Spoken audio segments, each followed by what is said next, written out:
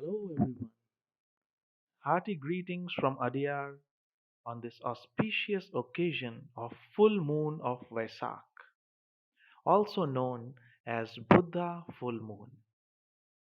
In the book Masters and the Path, C.W.Leadbeater shares in detail the occult ceremony that happens in Himalayas on this essentially divine day of outpouring of blessings from the first flower of humanity, none other than Siddhartha Gautama Buddha, also known as Shakyamuni or Tathagata.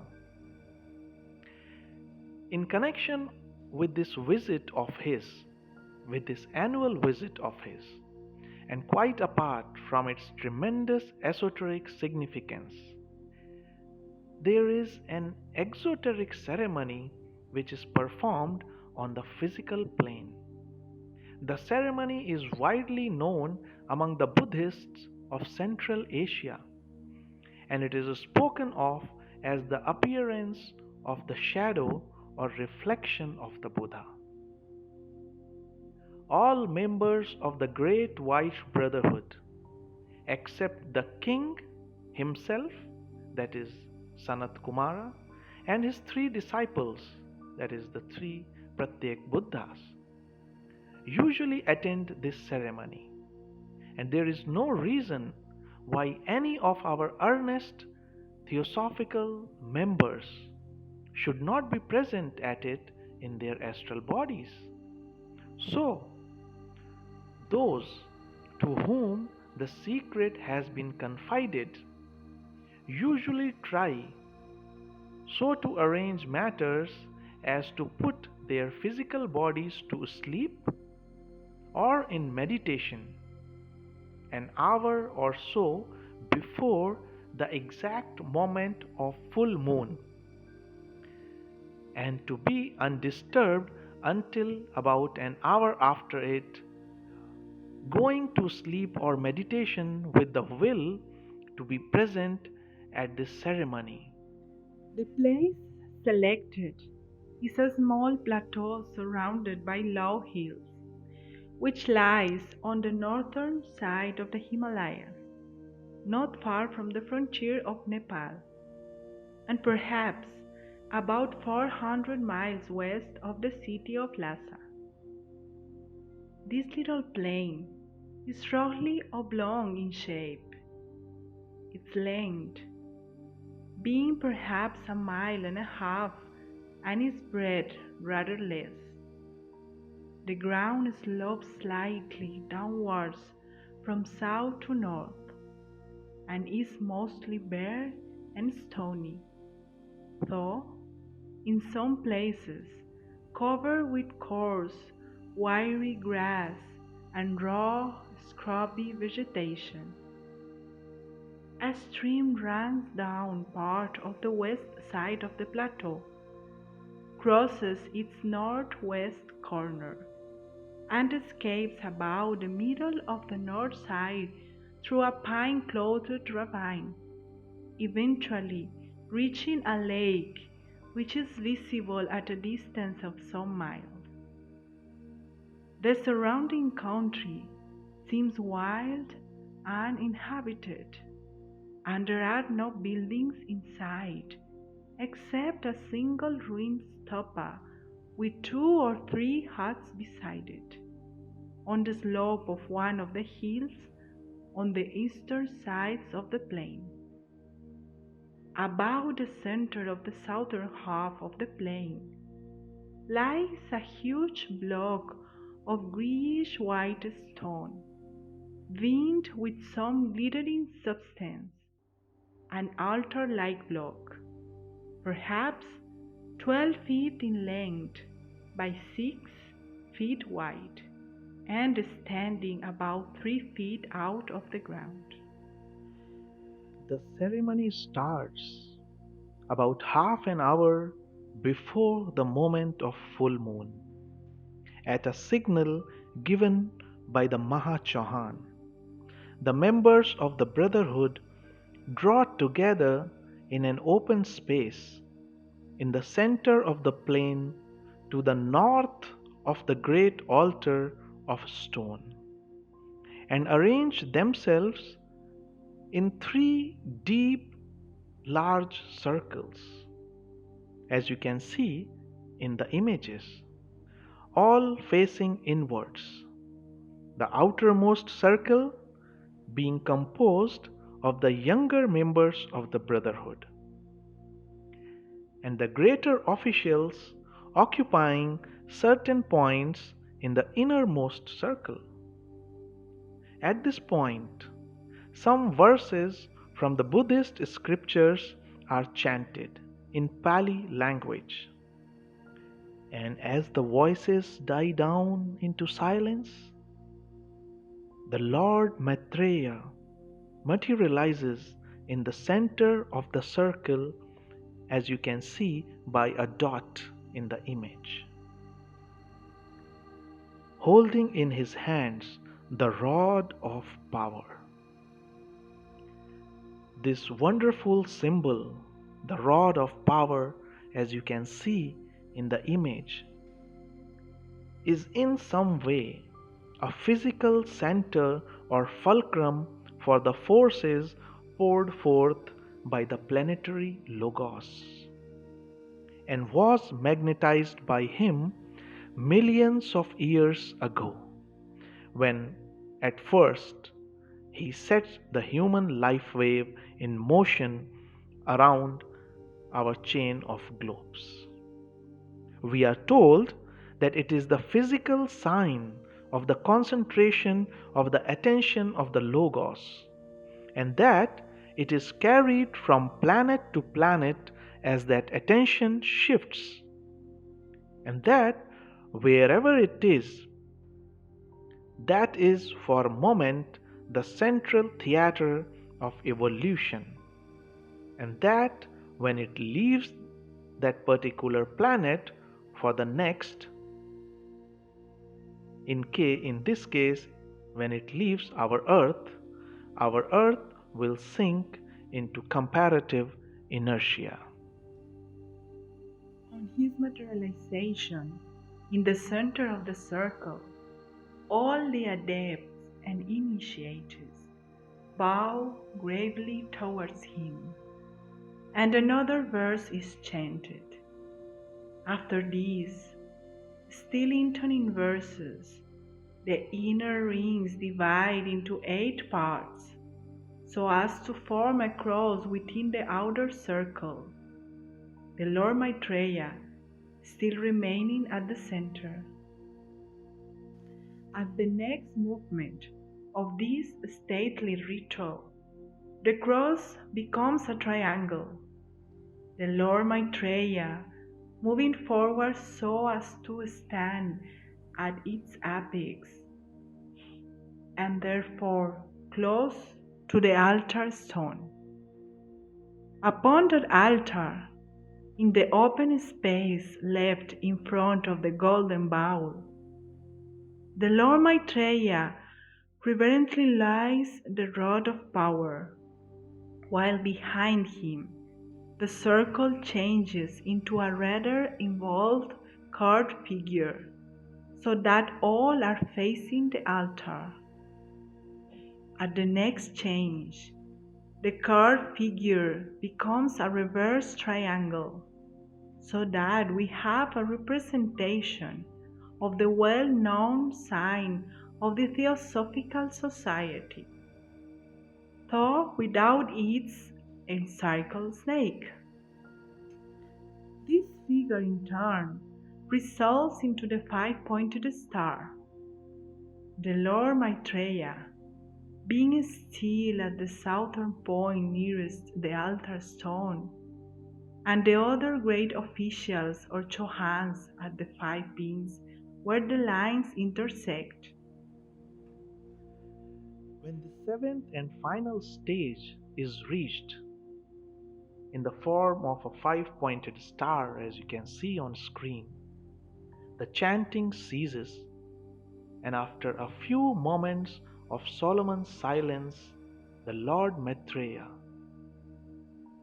again taking the rod of power into his hands and raising it above his head, utters in a few sonorous words of Pali, "All is ready, Master, come." Then, as he again lays down the fiery rod, at the exact moment of the full moon, the Lord Buddha appears as a gigantic figure floating in the air just above the southern hills.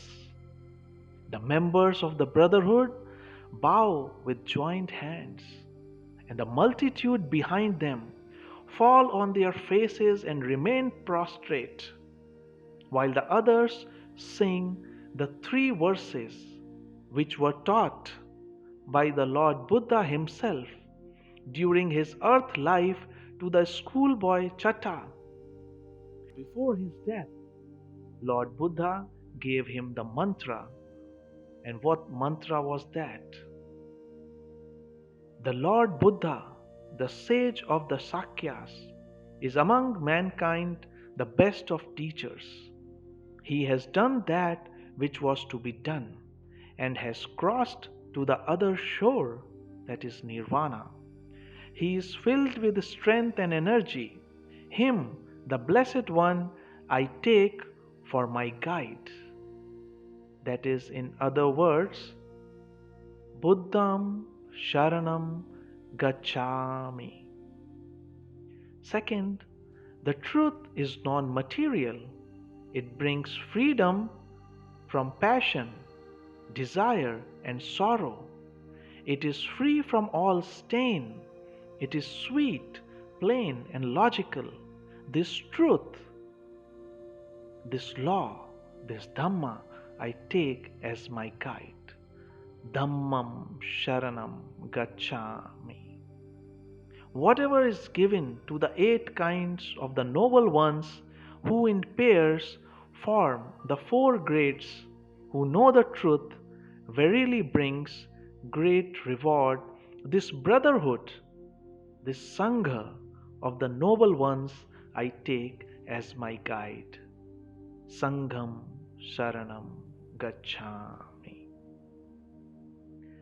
After this, the people rise and stand gazing at the presence of the Lord Buddha, while the Brotherhood chants for the benefit of the people noble words of the Maha Mangala Sutta. When journeying for good, many devas and men have held diverse things to be blessing. Dost thou then inform us, O Master, what is the greatest blessing? Not to serve the foolish, but to serve the wise.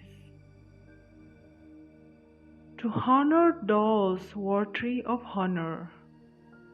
This is the greatest blessing. To dwell in a pleasant land, to have done good deeds in a former birth, to have a soul filled with right desire. This is the greatest blessing. Much insight and much education, self-control and well-trained mind, pleasant words that are well spoken. This is the greatest blessing. To support father and mother, to cherish wife and child, to follow a peaceful calling. This is the greatest blessing.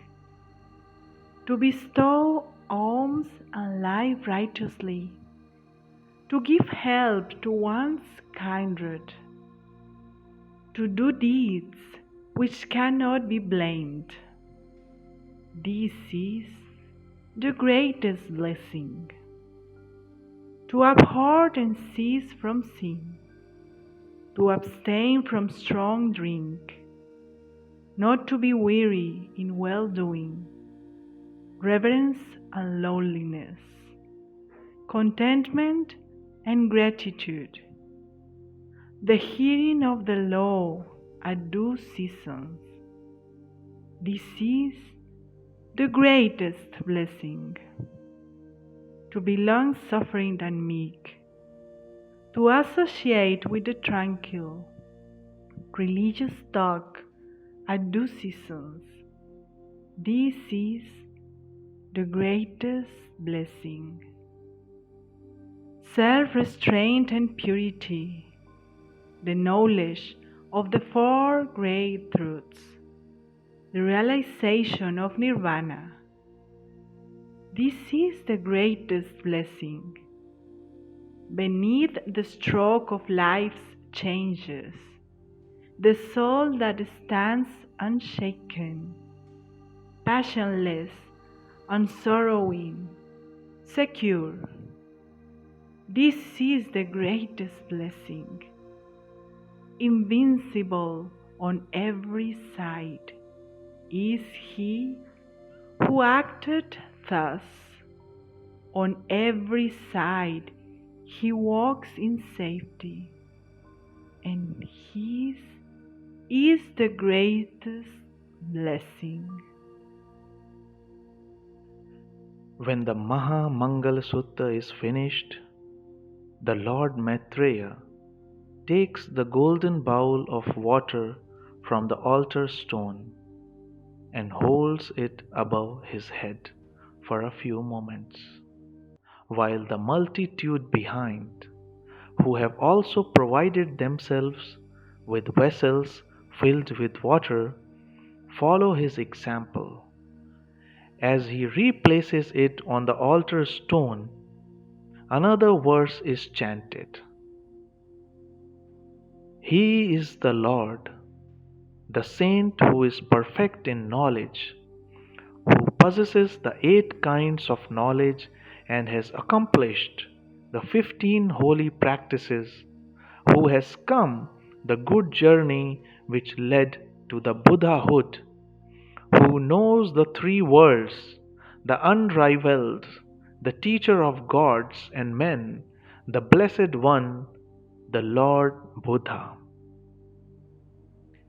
As this ends, a smile of ineffable love beams forth from the face of the Lord as he raises his right hand in the attitude of benediction, while a great shower of flowers falls among the people. Again, the members of the Brotherhood bow.